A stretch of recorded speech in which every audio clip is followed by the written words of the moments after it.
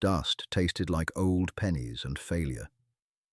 Down in the valley, 4 men of Bravo platoon were bleeding out behind a crumbling mud wall, pinned by 30 guns tearing the adobe to powder. Up on the ridge, breathing through the grit, lay a single rifle. She wasn't supposed to be there.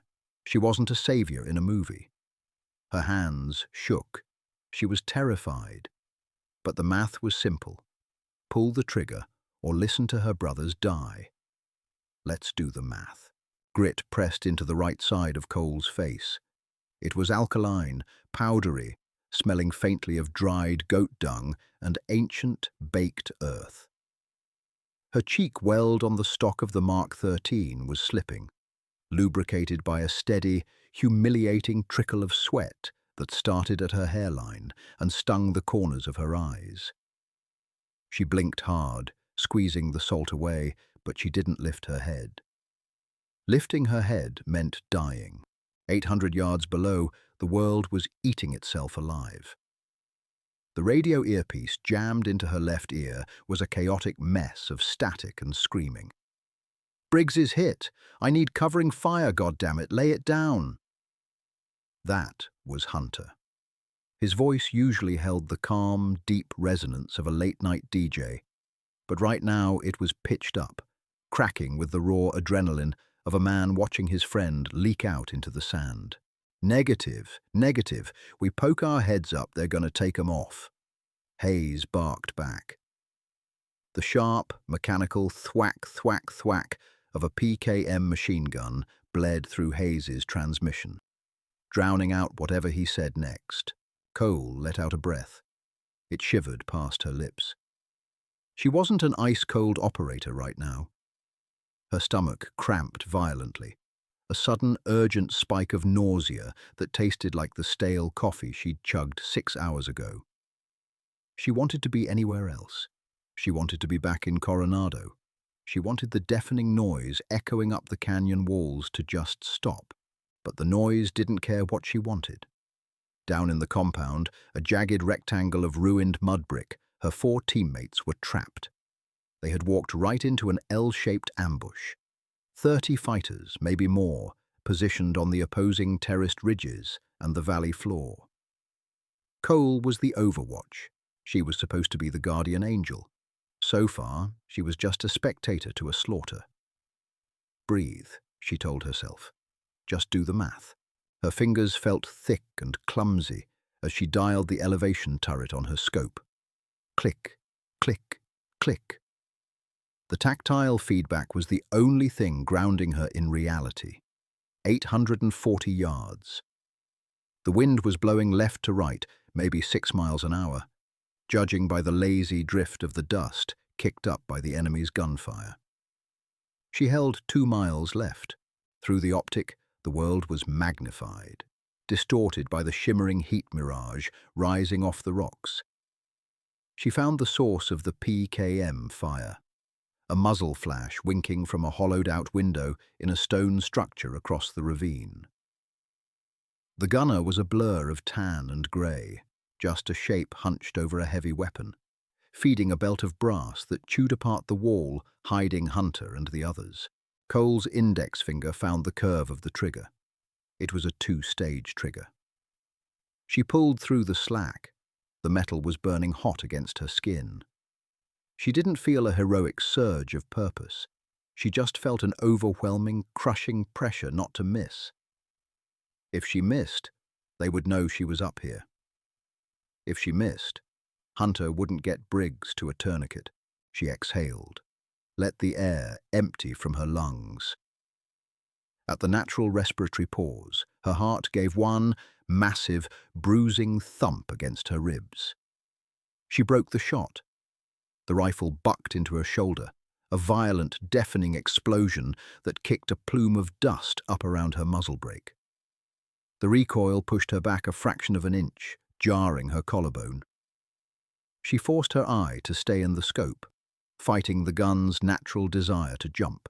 Through the glass, a full second passed. The bullet was travelling, eating up the open air. Then the PKM stopped. The shape in the window slumped forward, draped over the hot barrel of the machine gun like a discarded rag doll. No dramatic backflip, no cinematic spray of red, just an abrupt, lifeless collapse. Cole worked the bolt. Slap up, pull back, push forward, lock down. The heavy brass casing ejected, spinning through the hot air and landing against a rock with a sharp tink. It smelled fiercely of ammonia and burnt cordite.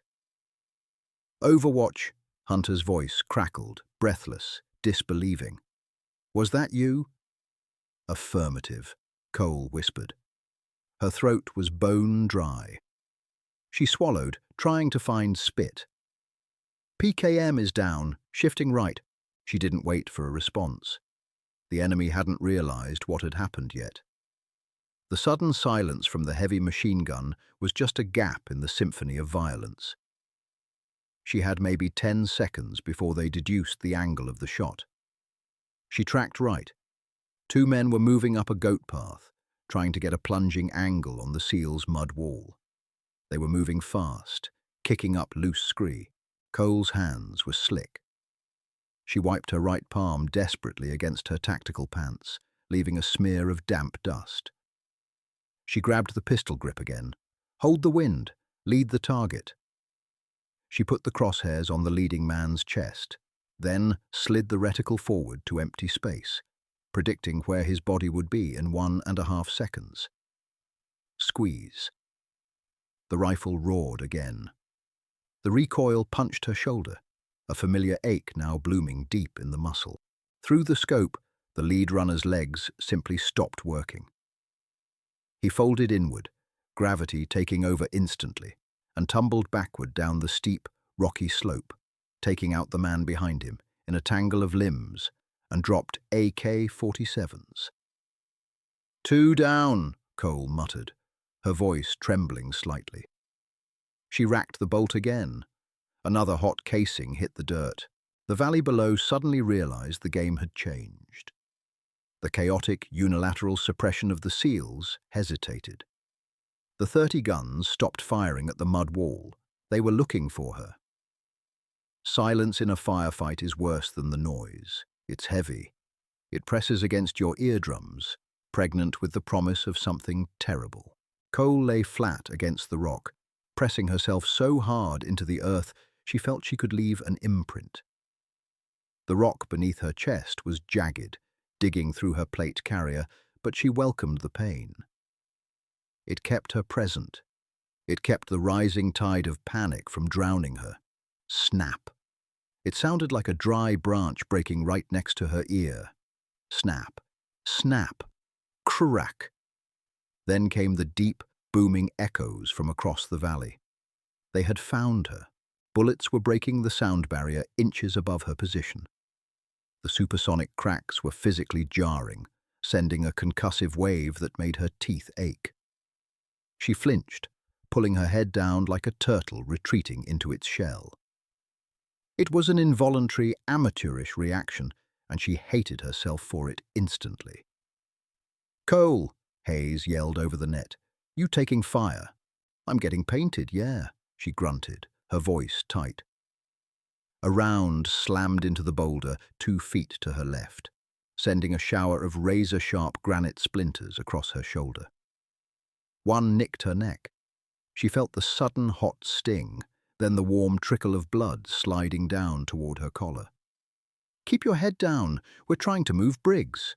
"Negative," Cole breathed, though Hayes couldn't hear her over the deafening barrage hitting her position. If she kept her head down, the enemy would maneuver. They would flank the mud wall. They would kill her team. She forced her eyes open. Dust was swirling around her optic, a miniature sandstorm kicked up by incoming fire. She wiped the objective lens with a gloved thumb, smudging it but clearing the worst of the grit. She had to get back on the gun. She slid her cheek back onto the scorching hot stock. Her breathing was ragged, shallow pants that did nothing to oxygenate her blood. "Control it," she ordered herself. "In through the nose, 4 seconds. Out through the mouth, 4 seconds. She found the scope's eye box. The world reappeared, magnified and violent. A group of 3 fighters had used the suppressive fire directed at Cole to bound forward, closing the distance on the SEAL's position.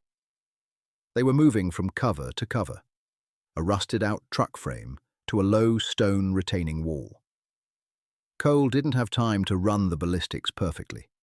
This was instinct and muscle memory, forged through thousands of hours of miserable, boring repetition on the flat ranges of Nyland. She centered on the trailing fighter just as he vaulted the retaining wall. She didn't hold her breath. She just paused it. Boom! The round caught him mid-leap. It was a terrible, kinetic thing to watch. The .300 Winchester Magnum hit with thousands of foot-pounds of energy. The man's momentum was violently redirected, spinning him sideways like a child's toy kicked by a boot. He slammed into the dirt and didn't move. The other 2 fighters dropped instantly, pressing themselves into the earth behind the wall. Bolt back, bolt forward. Cole was hyperventilating now. The adrenaline was turning toxic, making her extremities feel numb and disconnected. She felt a frantic urge to just blind fire, to pull the trigger as fast as the gun would cycle, just to make the loud noises stop. Focus. Look at the wall. The stone wall was low, too low. Through the high-powered glass, Cole could see the top of a head, wrapped in a faded green scarf, just barely cresting the stones. The fighter was trying to low-crawl along the wall's base. She aimed an inch below the top of the rocks. If the wall was loose stone, the heavy bullet would punch right through it. She squeezed the trigger. The rifle kicked. Dust exploded from the top of the stone wall. The green scarf vanished. A dark, wet stain immediately began to spread across the pale stones, seeping outward in the harsh sunlight. Cole gagged. The sudden, visceral reality of it hit the back of her throat like sour milk. She wasn't shooting paper targets anymore. She was destroying human bodies. It was messy and it was grotesque, and there was absolutely nothing glorious about it. Swallow it down, she told herself, squeezing her eyes shut for a microsecond. They are trying to kill Hunter. They are trying to kill Hayes. Another crack hissed past her ear, closer this time. A spray of dirt hit her directly in the face. She sputtered, coughing dry dust out of her lungs. "We got movement on the left flank." Miller's voice finally broke over the radio. He sounded younger than his 24 years. He sounded like a terrified kid. "They're in the wadi. 6 of them pushing hard." Cole violently shifted her rifle left, the bipod legs scraping harshly against the rock. She swept the scope across the arid terrain, looking for the deep trench of the dried riverbed. She found it, but she couldn't see into it. The angle was wrong. From her current depression, the wadi was a blind spot. "I don't have eyes on the wadi, Miller," Cole transmitted, her voice tight with frustration. "They're going to be right on top of us in 60 seconds, Cole. I only got 1 mag left." Cole stared through the scope. The lip of the wadi was just visible, but the men inside were protected by tons of packed earth. She couldn't shoot through that. She couldn't protect them from here. There was only one option, and she hated it. "Moving," she grunted into the mic. She didn't wait for permission. She grabbed the heavy rifle by the chassis, kept low to the dirt, and began to crawl backward, dragging her body over the jagged rocks, away from the scant cover that had kept her alive for the last 5 minutes. The crawl was agonizing. Cole pushed backward like a wounded crab, her elbows digging into the unforgiving earth, her boots kicking up small clouds of dust. Every time she moved, her ceramic plates ground against her chest, restricting her already shallow breaths. Her right knee dragged across a sharp piece of flint. The fabric of her pants tore with a sickening rip, and she felt the immediate, hot burn of a deep scrape. She hissed through her teeth, biting down on her bottom lip until she tasted iron. She needed a new angle. She needed to see down into that wadi. 50 yards to her left, the ridgeline jutted out into a small, exposed promontory. It offered a clear line of sight down the throat of the dried riverbed, but it offered absolutely zero cover. It was just a flat slab of sun-baked rock hanging over the valley. A perfect sniper hide, if you didn't mind being entirely silhouetted against the sky. "Stupid!" her brain screamed. "It's suicide!" Down in the valley, a grenade detonated. The muffled thump reverberated up the canyon, followed instantly by the frantic staccato popping of Miller's M4 rifle. He was shooting fast. Desperate. Cole stopped thinking. She stopped feeling the pain in her knee and the stinging salt in her eyes. She scrambled the last 10 yards on her hands and knees, dragging the heavy Mark 13 like a dead limb. She threw herself flat onto the exposed slab of rock. The heat coming off the stone was immediate and suffocating. It felt like lying on an open skillet. The air here was perfectly still, baking her alive in her heavy gear. She threw the bipod legs down. The metal clacked loudly against the stone. She shoved the stock into her shoulder and mashed her eye against the optic. The wadi came into view. It was a narrow, winding trench carved by centuries of flash floods. And right now, it was filled with 6 armed men jogging in a low crouch, using the natural trench to bypass the seal's frontal defenses. They were less than 100 yards from the mud wall.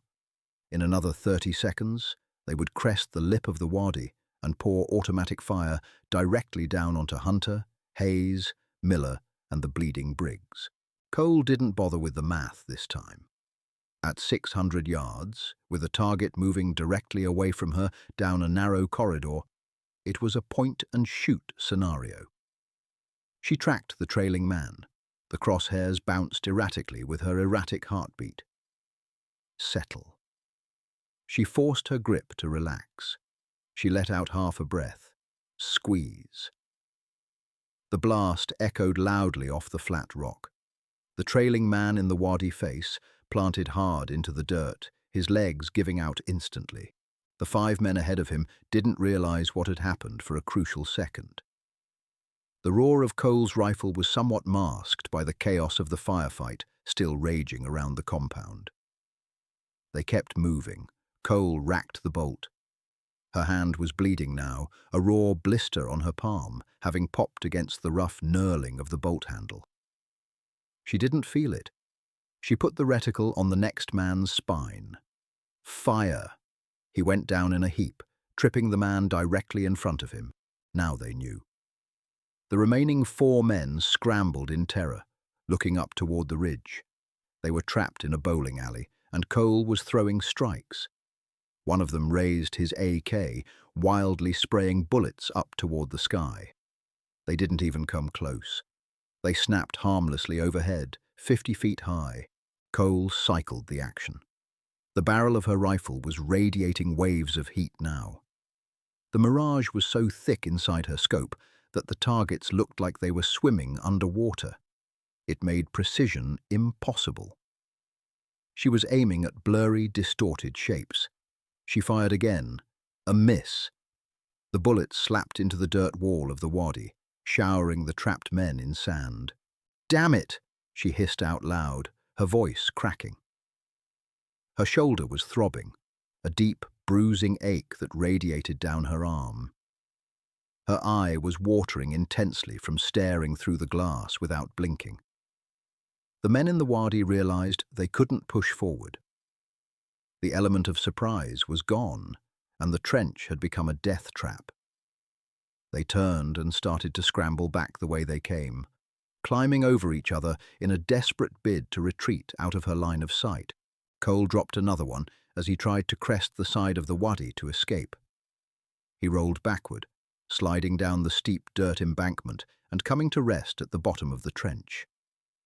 The remaining 3 disappeared around a bend in the dry riverbed, fleeing back toward the enemy's main lines. Cole let her head drop against the hot stone. She was gasping for air, her lungs burning, her whole body shaking with an intense, uncontrollable tremor. It wasn't the cold. It was the adrenaline crash, hitting her nervous system like a freight train. She felt thoroughly, deeply sick. She tasted bile in the back of her throat and turned her head to the side, spitting a thick wad of saliva onto the rock. It sizzled faintly against the hot stone. She had broken the flank. She had saved Miller and the rest of the guys. But there was no triumph. There was no fist-pumping or smug satisfaction.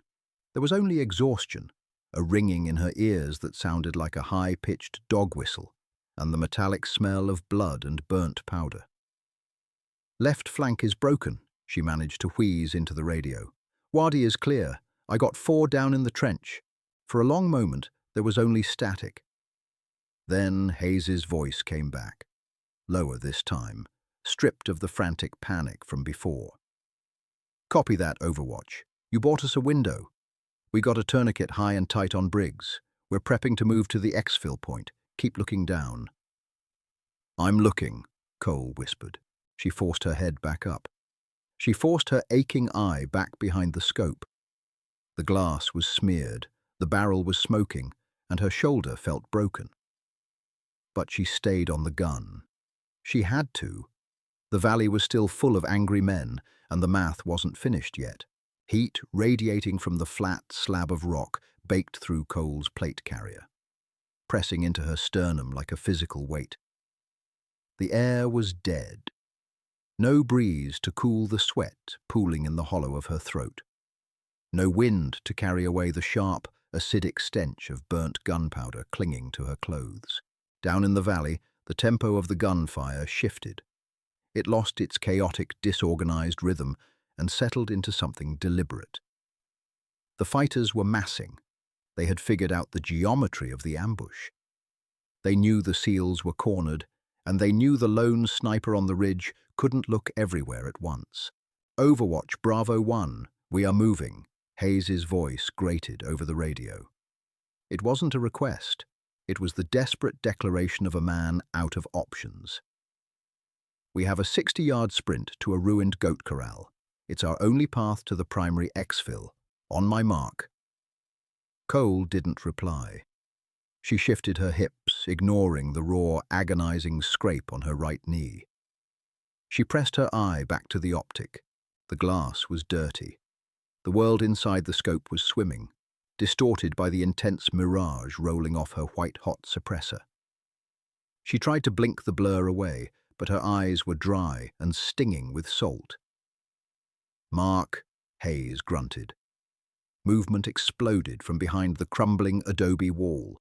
Dust kicked up in frantic, desperate spurts as 4 men broke cover. They didn't look like elite operators. They looked like terrified animals bolting for survival. Hayes and Hunter were on the outside, dragging Briggs by the grab handle of his plate carrier.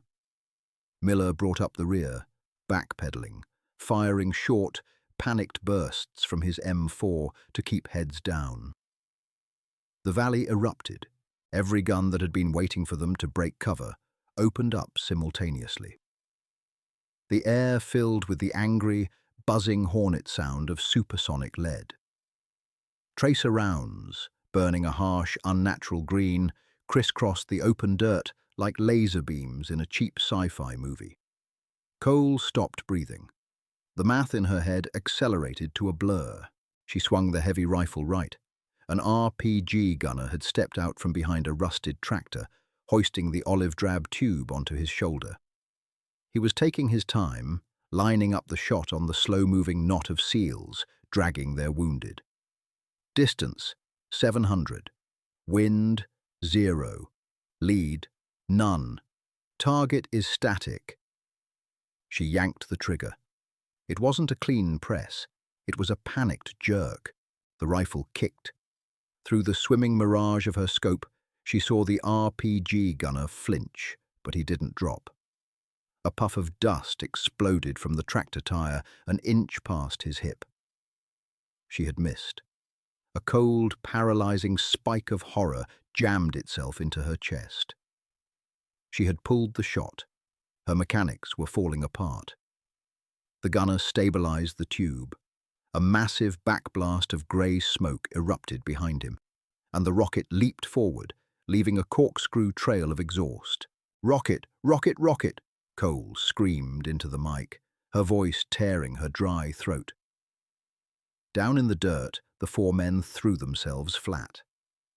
The RPG slammed into the earth 20 yards behind them, detonating with a concussive, chest-thumping roar.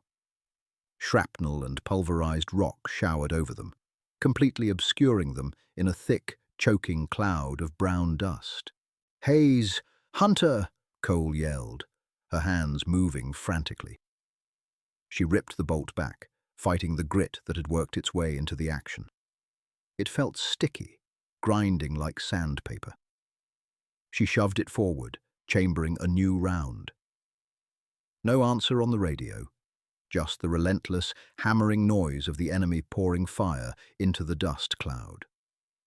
Cole didn't wait. She found the RPG gunner again. He was dropping the empty tube, reaching for a fresh rocket leaning against the tractor. She didn't calculate. She just put the crosshairs on his chest and fired. The recoil bruised her collarbone. The gunner dropped, folding in half over the fresh rocket. "Bravo 1, report," Cole transmitted. Her heart was hammering so violently she could see her pulse bouncing in the crosshairs of her scope. "We're up, we're up." Miller's voice cracked through the static, coughing violently. "Briggs is bleeding through the tourniquet. We need to move." The dust cloud was thinning. They were on their feet again, stumbling, frantic. 30 yards to the goat corral. Cole tracked ahead of them, sweeping the low stone walls and ruined doorways of the compound. 2 fighters stepped out from an alleyway, raising their rifles. Bolt back, eject brass, bolt forward. She aimed at the leading fighter. The barrel of her Mark 13 was so hot, it was actually burning her support hand through her tactical gloves. She ignored the smell of singed Nomex fabric. She fired. The man went down, spinning wildly. The second fighter dove for cover before she could cycle the action. "Keep moving," she muttered to herself, staring through the glass. Her vision was tunneling. The edges of the scope were turning black. She was hyperventilating, dragging in shallow, useless breaths of hot, dusty air. The seals reached the low stone wall of the corral. They tumbled over it in a tangle of limbs and gear, dragging Briggs over the rough rocks. They were out of the open. They were in cover. Cole let her head drop onto the hot stone. She was trembling uncontrollably. Her fingers were cramping, locking up like rigid claws around the pistol grip of the rifle. "We're in," Hayes wheezed over the net. He sounded entirely spent. "Briggs is fading fast. We need the birds, Cole. Where the hell is air support?" "They're 10 mics out," Cole lied. She had no idea where the Apaches were. The command net had been a wall of static for 20 minutes. She just needed them to hold on. She forced her head back up. The enemy wasn't going to let them sit in that corral. They were going to maneuver. She swept the scope across the terraced ridges opposite her position. And then the glass shattered. It didn't shatter inward. It was her objective lens cap. A sharp, violent crack snapped the air directly beside her right ear, simultaneous with a localized explosion of plastic and glass at the front of her optic. Cole didn't think. Instinct drilled into her spinal cord took over. She threw herself sideways, rolling off the flat, exposed slab of rock. She tumbled down the slight incline, her heavy rifle clattering against the stones, her elbows taking the brunt of the fall. She slammed into the base of a jagged boulder, knocking the wind out of her lungs in a sharp, agonizing rush. She lay there in the dirt, gasping like a landed fish. Dust rained down on her face. Another heavy-caliber round slammed into the rock slab she had just occupied, sending a shower of granite splinters over her boots. It wasn't an AK-47. It wasn't spray and pray. That was a high-velocity precision shot. They had a sniper. Cole pressed her back against the boulder, pulling her knees to her chest. She was perfectly hidden, but she was totally blind, and she was trapped. If she poked her head around the rock, the enemy shooter would take it off. Her right hand was stinging. She looked down. A piece of plastic from her shattered lens cap had embedded itself in the back of her hand, right through the thin fabric of her glove. Blood was welling up around it, thick and dark. She didn't pull it out. She just stared at it, a wave of intense, paralyzing fatigue washing over her. She wanted to stay behind the rock. The urge was so powerful, it felt like gravity. Behind the rock, it was safe. Behind the rock, the bullets couldn't reach her. She could just curl up in the dirt, close her eyes, and pretend none of this was happening. Overwatch. They're setting up a mortar tube on the West Ridge. Hunter's voice shattered the illusion. Do you have eyes? Cole, do you have eyes? She closed her eyes. She hated this. She hated the dirt. She hated the smell of blood. And she hated the fact that she was the only thing keeping those men alive. I'm pinned, she whispered into the mic. Her voice sounded small, pathetic. Say again, Overwatch? I have an enemy sniper on my position, she said, louder this time, fighting the tremor in her jaw. I can't move. Static. Then haze. We can't survive a mortar barrage in this corral, Cole. The walls are paper. You have to take that tube out.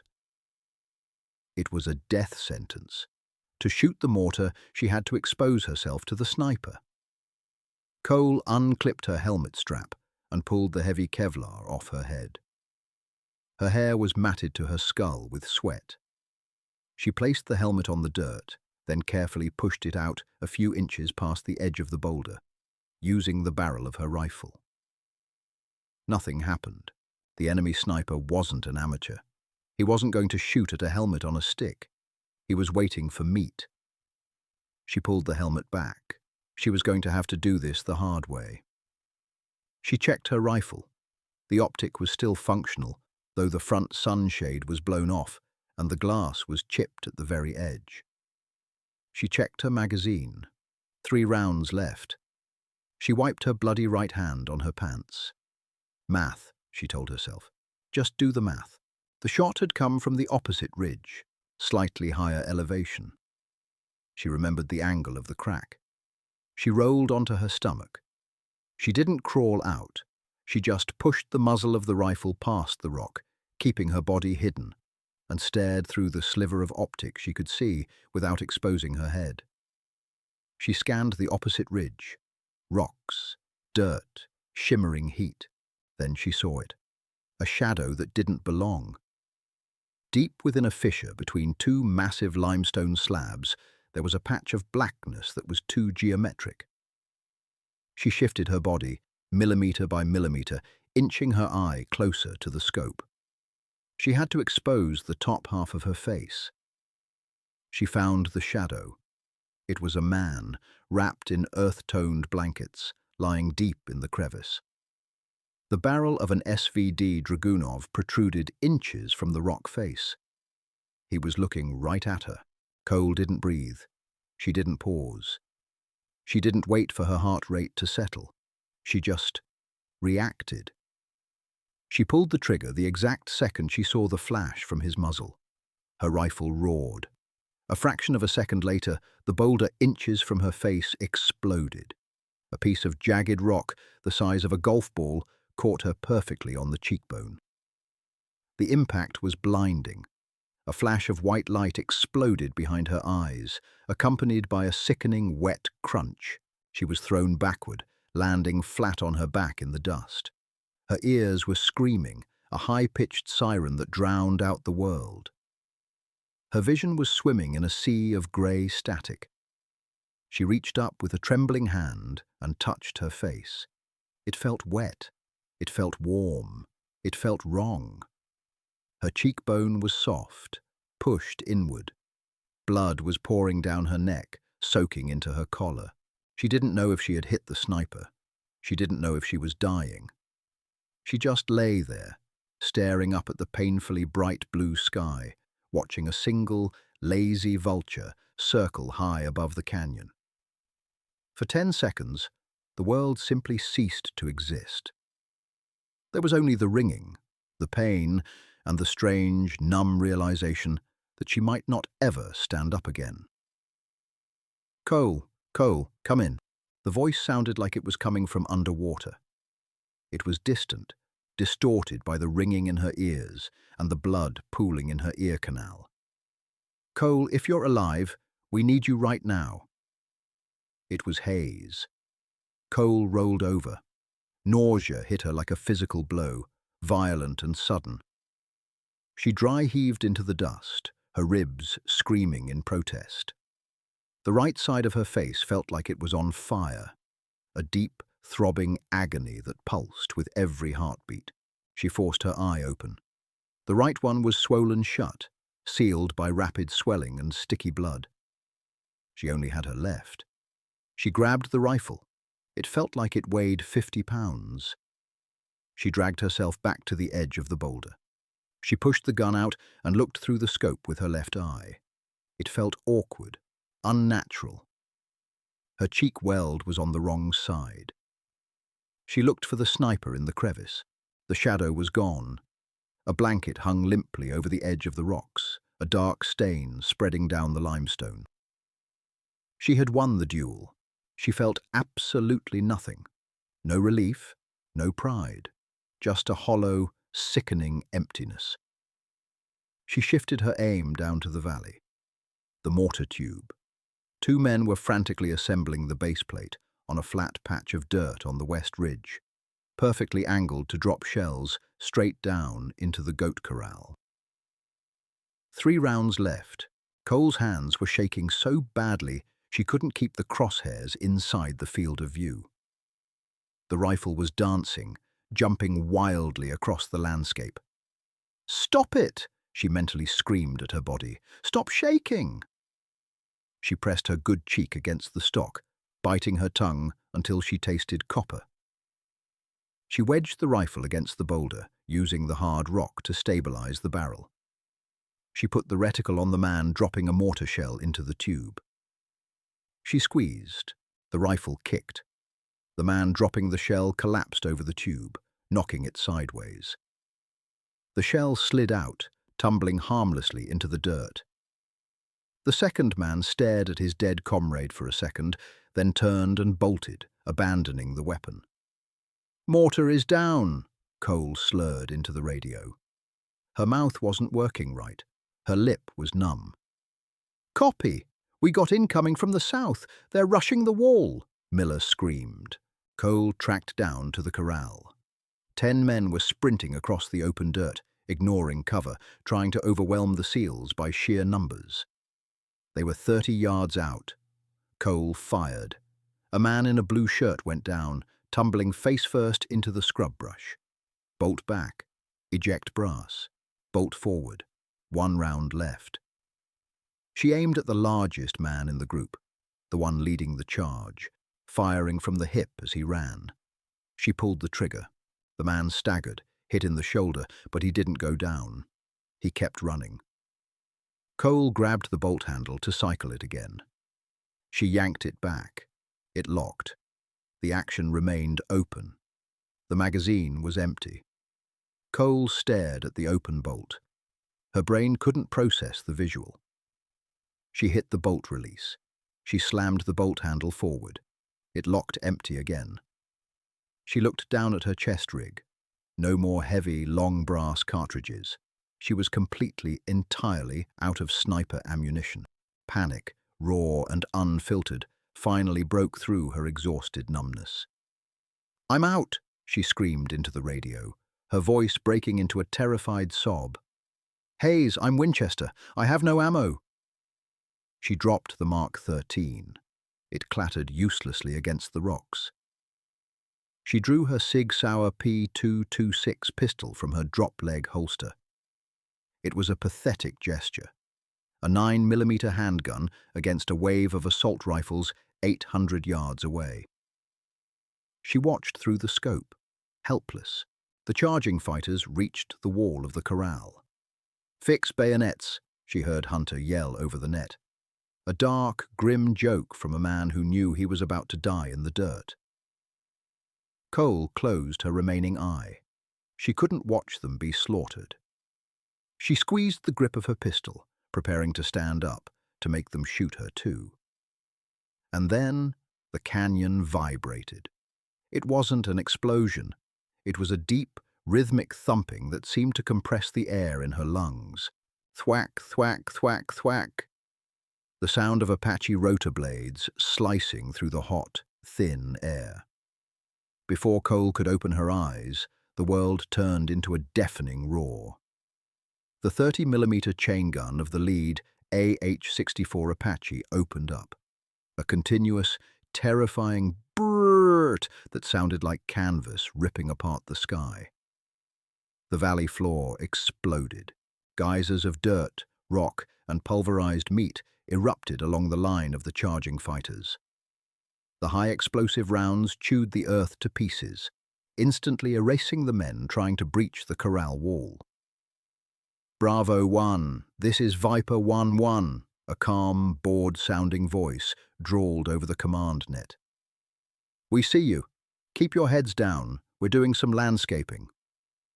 Cole dropped her pistol. It hit the dirt with a dull thud.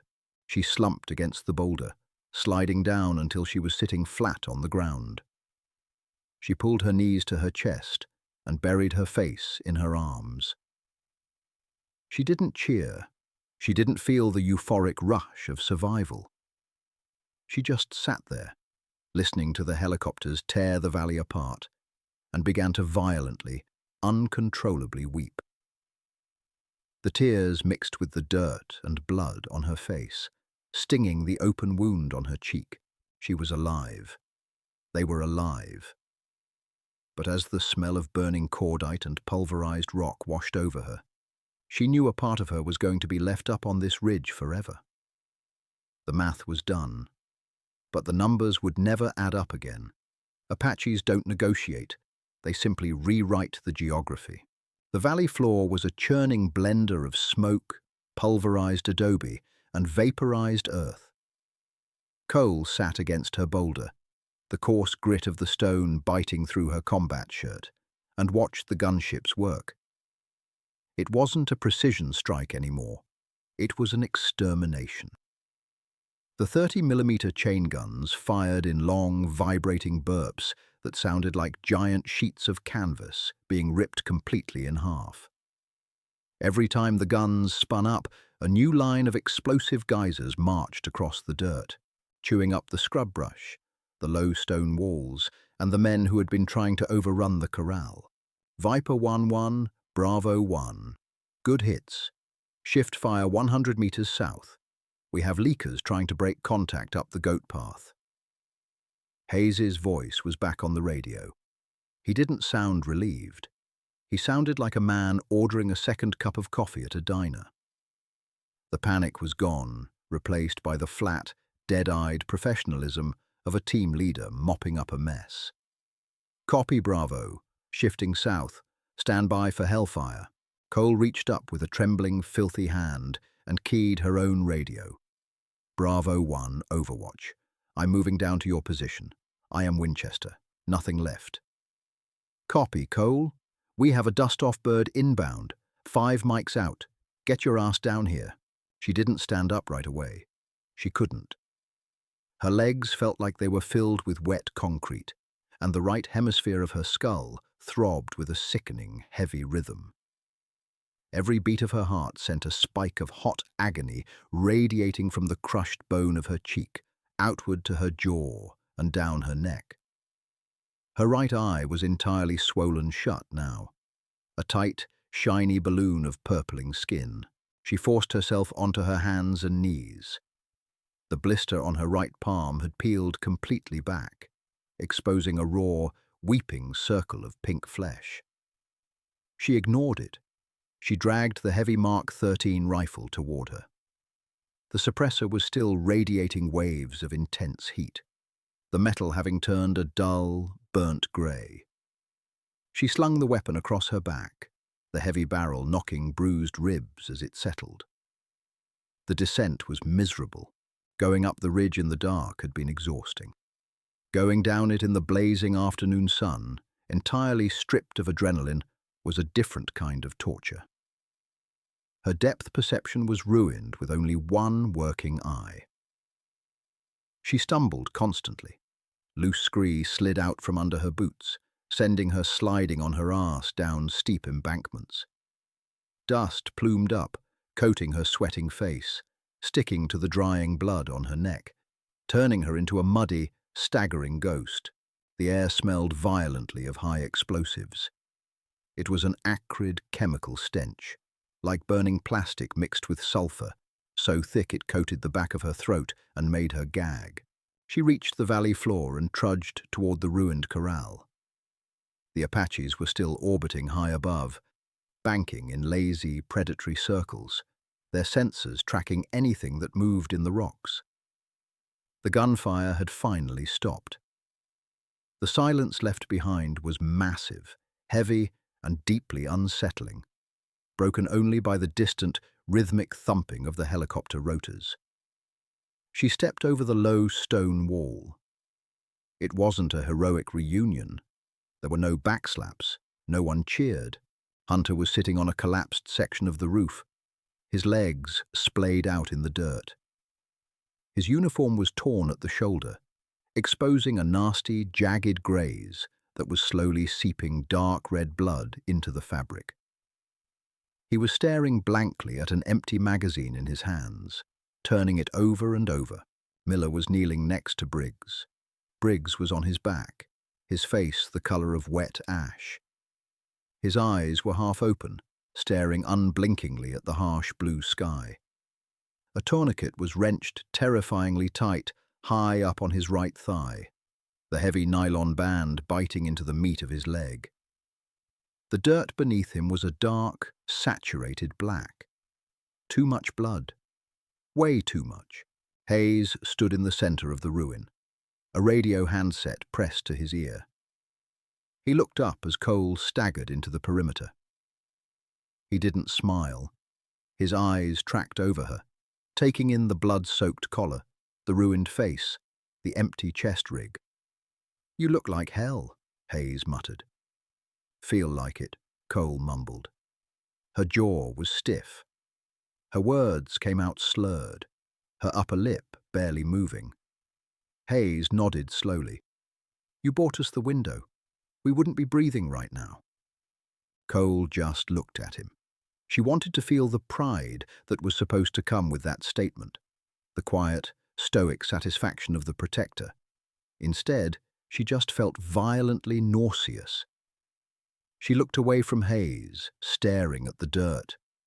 She thought about the man who had vaulted the wall, the way his body had snapped in half from the kinetic impact of her bullet. She thought about the dark stain spreading over the limestone crevice where the enemy sniper had been waiting. "Just do the math," she whispered to herself. "What?" Hayes asked, lowering the handset. "Nothing. When's the bird?" Before he could answer, the deep, vibrating thwack of the Apaches was joined by a heavier, more chaotic sound. A low-flying shadow swept over the corral, casting a brief, merciful moment of shade. The UH-60 Blackhawk flared hard over the valley floor, kicking up a miniature hurricane of blinding dust, loose rocks, and pulverized trash. The rotor wash beat down on the seals like physical blows. Cole turned her back to the bird, squeezing her good eye shut, leaning her weight against the wind. The sound was absolutely deafening, a mechanical scream of turbines and slicing blades that vibrated right through the soles of her boots and into her teeth. The helicopter's tires hit the dirt hard, bouncing once before settling. The side doors were already locked back. A flight medic, a lanky kid in a flight suit and a heavy helmet, was aggressively gesturing at them to move. "Go, go, go!" Hayes screamed, grabbing one handle of the makeshift litter they had put Briggs on. Hunter snapped out of his daze and grabbed the other. Cole followed them into the maelstrom. The transition from the blazing, sun-baked hell of the valley into the dark, vibrating cabin of the Black Hawk was jarring.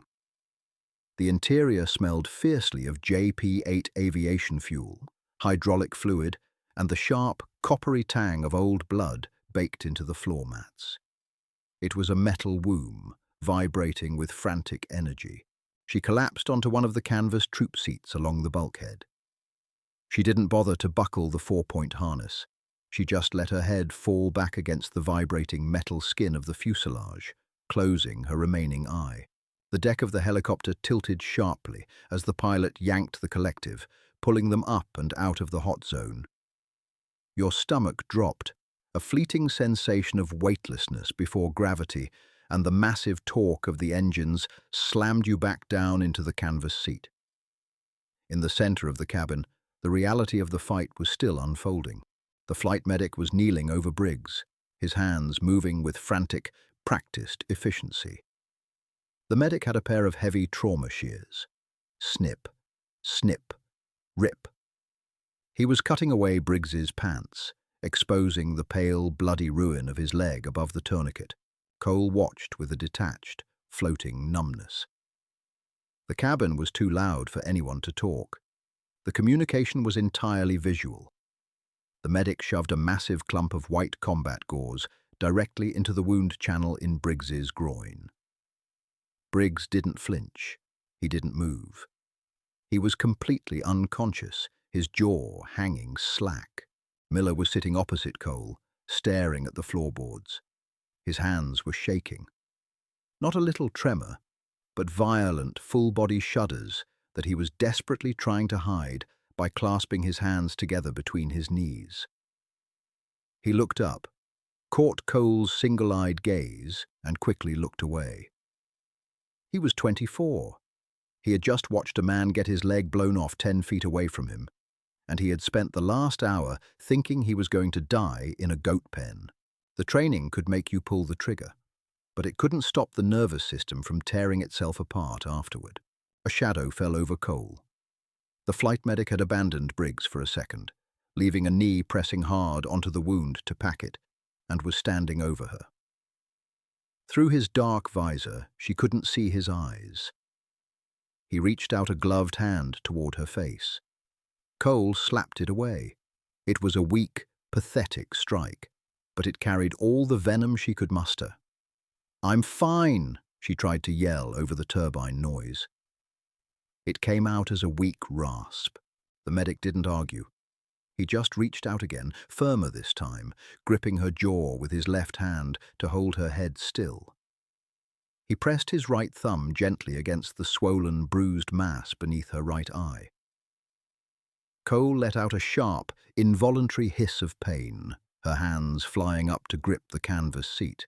The medic nodded, a sharp, clinical motion. He tapped his own cheekbone, then made a braking motion with his hands. Broken. He pulled a thick gauze pad from his vest, slapped some medical tape over it, and pressed it awkwardly over the open cut on her cheek to stop the slow, persistent bleeding. He didn't have time for bedside manner. He tapped her on the shoulder and rushed back to Briggs. Cole turned her head slowly, looking out the open door of the helicopter. The Afghanistan landscape was unrolling beneath them. It was stunningly beautiful from up here. Jagged, snow-capped peaks gave way to deep, shadowed valleys. The earth was painted in endless shades of ochre, rust, and pale gold. From 3,000 feet up, you couldn't see the blood in the dirt. You couldn't smell the cordite. It just looked like a painting. She looked down at her own hands. The knuckles were white, coated in a thick paste of dust and dried blood. She realized she was still gripping her empty pistol magazine. She didn't remember taking it out of the gun.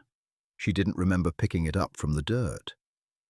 She let her fingers open. The empty piece of stamped metal fell to the floor of the helicopter, rattling away under a seat. She felt tears welling up in her good eye again.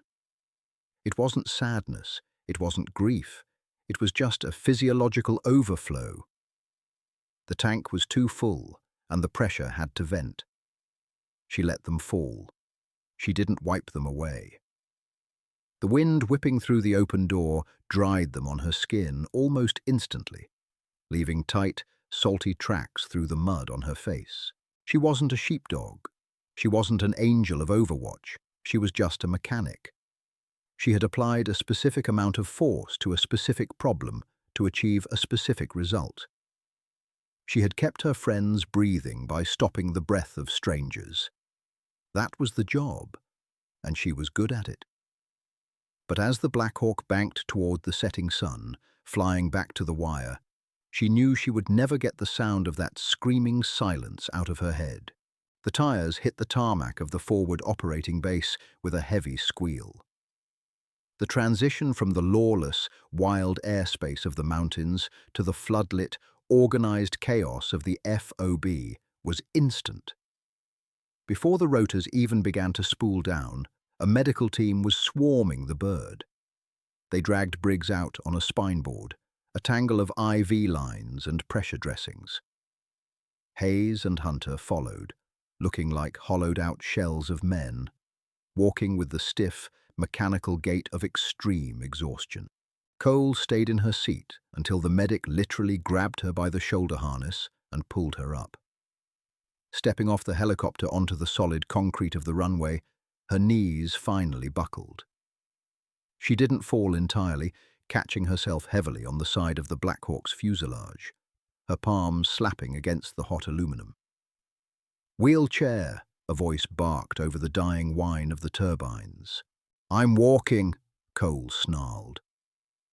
The words hurt her jaw, but she pushed herself off the aircraft. She forced her legs to move. Heel, toe, heel, toe. The medical tent was a blinding shock of white canvas and fluorescent light. It smelled of bleach, iodine, and clean cotton. It was an aggressive, hostile cleanliness that made her feel filthy. A doctor, a woman with tired eyes and a perfectly clean uniform, tried to guide her to a cot. Cole shook her head. "I need to drop my gear. You have a depressed zygomatic fracture, Chief," the doctor said, her voice firm. "You need an X-ray, and you need it 10 minutes ago." "I know," Cole said. "Give me 5 minutes." She didn't wait for permission. She turned and walked back out of the bright lights, shuffling toward the designated gear drop cages at the edge of the medical compound. The cage was dark and quiet. Cole unclipped the heavy Mark 13 from her sling. She placed it carefully on a wooden table. The barrel was cool now. The metal felt dead. She unvelcroed the heavy ceramic plates of her body armor. The sound of the Velcro tearing apart seemed echoing and loud in the quiet space. When she pulled the plate carrier over her head, the sudden absence of the 30 pounds of weight made her feel lightheaded, as if gravity had briefly forgotten her. Her combat shirt was soaked entirely through, not just with sweat, but with the specific acrid perspiration of sheer terror. It smelled like stale onions and ammonia. She stripped it off, throwing it into a biohazard bin. She didn't want it washed. She never wanted to wear it again. She stood there in her sports bra and uniform pants in the dim light of the cage. Her right shoulder was a massive, mottled landscape of deep purple and sickly yellow bruises from the repeated recoil of the heavy Magnum rifle. "Chief Cole." A young corpsman was standing at the edge of the cage, looking at her nervously. "Doc says you need to come back now, and there are showers in Trailer 4 if you want." "Thanks," Cole rasped. Trailer 4 was a metal shipping container converted into a latrine. It was humid inside, smelling of cheap institutional soap and mildew. She walked into the furthest stall and turned the water on as hot as it would go. She didn't care about the pain. She just wanted the dirt off. She stepped under the spray, fully clothed in her pants and boots. The water hit her with a physical weight. She leaned against the fiberglass wall of the shower stall, letting the scalding water beat down on her shoulders. She finally brought her hands up to her face. She touched the ruined flesh of her cheek. The water running off her chin was immediately tinged pink. She began to scrub. She used a rough bar of lye soap, aggressively working it into her hands, trying to get the crusted blood out from under her cuticles. She scrubbed her arms, her neck, her hair. The water swirling down the drain turned from light pink to a dark, rusty red, then finally to an opaque, muddy brown as the Afghan dust washed out of her uniform and off her skin. She scrubbed until her skin was raw and burning. She scrubbed until she felt she was going to tear her own flesh off, but it didn't help. The dirt was gone, but the heavy, leaden feeling in her chest remained. The smell of the cordite was gone from her hair, but it was still burned permanently into her olfactory memory. She closed her eyes under the water, and she didn't see the soap suds. She saw the man folding in half over the low stone wall. She saw the green scarf vanishing into a spray of red. She reached out and violently twisted the water off. The silence of the shower stall was deafening. Just the slow drip, drip, drip of the shower head. She peeled the soaked, heavy uniform pants off and kicked them into a corner. She wrapped a thin, scratchy towel around her waist and walked over to the small, fogged-up mirror above the sinks. She wiped a circle in the condensation with her forearm. She stared at the woman looking back at her. The right side of her face was monstrous. The cheekbone was visibly indented, creating a strange, unnatural valley beneath her violently swollen purple eye. The cut from the rock was jagged and ugly, a dark red line across pale, exhausted skin. But it wasn't the bruise that bothered her. It was the left eye, the good eye. It was flat. It looked dead. It looked like the eyes of the men she had watched through her scope right after the bullet hit them. She placed her hands on the edge of the plastic sink. She gripped it so hard her knuckles popped. "You did the math," she whispered to the broken reflection. Her voice was harsh, cracking in the damp air. "You did the math. 30 guns, 4 brothers, 12 dead men on a ridgeline." The equation was solved. Briggs would likely lose his leg, but he would breathe. Hunter and Hayes and Miller would go home. The overwatch had held, but as she stood there, shivering in the humid air of a metal box halfway across the world, Cole realized the ultimate, terrible truth of the mathematics of violence. You can balance the equation, you can subtract the enemy to keep your side in the positive. But every time you pull the trigger, every time you take a life to save one, you permanently deduct a fraction of your own soul to pay the toll. The math works, but the ledger is never clean. She turned away from the mirror, grabbed her clean t-shirt, and walked out into the blinding, sterile light of the medical tent to let them fix her broken bones. War strips away the illusions of glory and leaves only the raw, brutal mathematics of survival. Cole's story isn't about becoming a superhero. It's about the heavy, irreversible cost of pulling the trigger to protect the people you love. If this grounded, unflinching look at the reality of combat resonated with you, please hit that like button. Share this video to help others understand the true weight our veterans carry home with them. Subscribe to the channel for more deeply human, untold stories from the front lines. See you in the next one.